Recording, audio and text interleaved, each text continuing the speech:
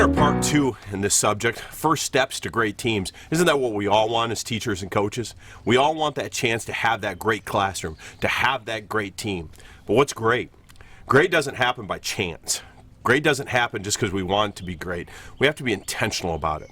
And what we talk about in proactive coaching is what truly is great, and that's reaching potential. We want to give our athletes, we want to give our students in the classroom the chance to reach potential. Now, obviously, they have a lot of choices to make that happen. But if we can create the environment, create the culture, take away some of the barriers and obstacles to allow that to happen, what a great avenue it is for them to achieve what they're looking for, and thus us having that great classroom or that great team. We want to look, how does that create though? We said it doesn't happen by chance. So what do we have to create within that culture, within that environment to make sure it's happening? Well, first of all, as we talk about it, the first thing we really need to look at is create ownership. If it's our team, if it's our classroom that we're talking about, it's not theirs.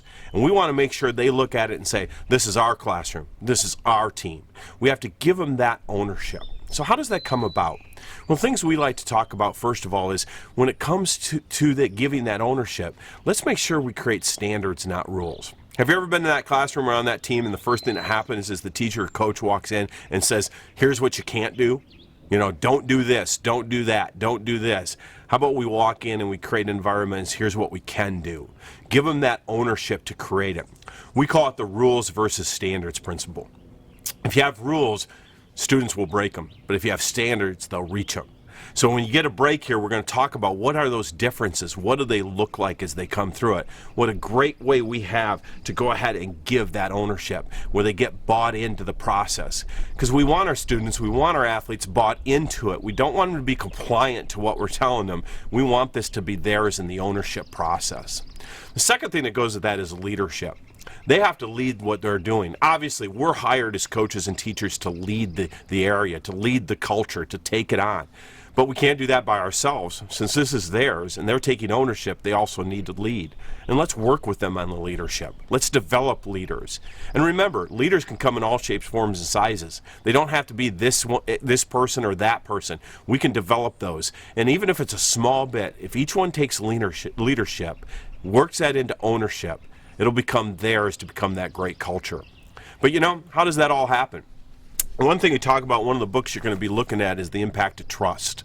And when we talk about the impact of trust, trust is probably the most important thing that can happen. Without trust, you're not going to create ownership. Without trust, you're not going to create leadership.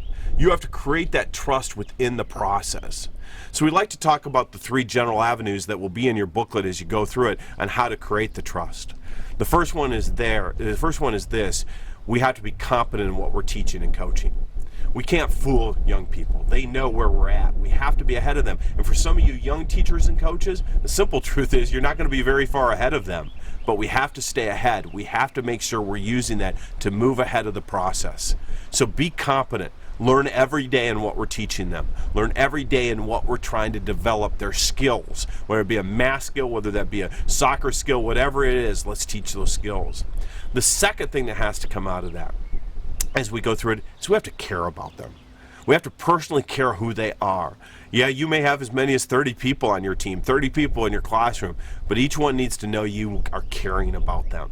We're going to get into this a little bit later into part 4, but we're going to look at how do you care for them. But they have to know this is more than just teaching the skill and teaching them whatever it is you're trying to get across, the method, the process, but teaching them for a reason, and that's because you care about them.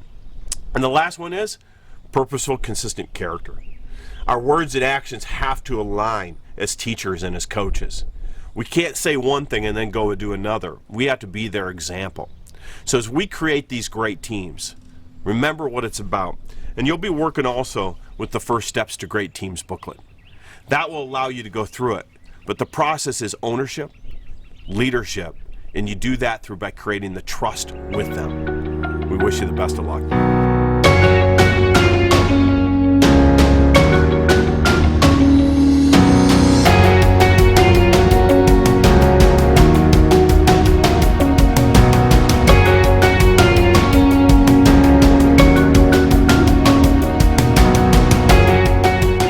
So culture can be a very difficult topic to get your arms around or to initially comprehend.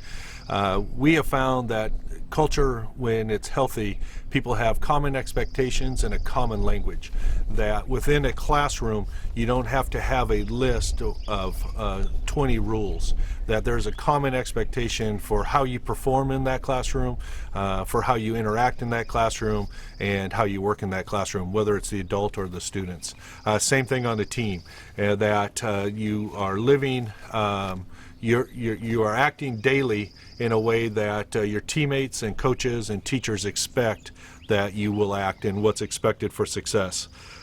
In addition to that, the alignment in there is more horizontal than vertical, that there doesn't have to be the teacher, and maybe as a new teacher, this can be a little bit concerning, but that if their language and the culture is healthy, that there doesn't have to be a fear of students following and acting appropriately in the classroom, that within themselves, that you get away from having to control behaviors to developing real synergy where inquisitive questions can be asked, and kids will take a topic and go places with it without fear of failure, without fear of being ostracized or made fun of, and in a team that there'll be those fearless competitors. They'll go out there and they'll take chances in practice and test their limitations.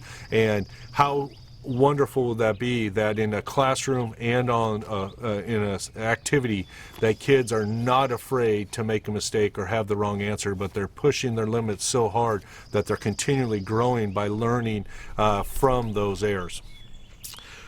Finally, any issues that do come up are solved at the lowest level. That simply a teacher's the look, we know the mom look, the dad look, within the classroom, somebody who gets a look or it draws the attention of a peer in an inquisitive way should cue them if there's that common language and common understanding, expectation of behavior. Same thing on a team. I've heard Bruce Brown talk about teammates assuming something significant had happened because a teammate was not able to fulfill what they typically do. So that assuming the positive intent, that's what a healthy culture looks like in a classroom. That's what it looks like on an athletic team. Finally, if the culture can be developed in your classroom, don't limit your impact as a new teacher, as a new coach, or as a veteran teacher or a veteran coach. We have whole schools that have taken the philosophy that a team or the athletic program has started to build that healthy culture and created it system-wide.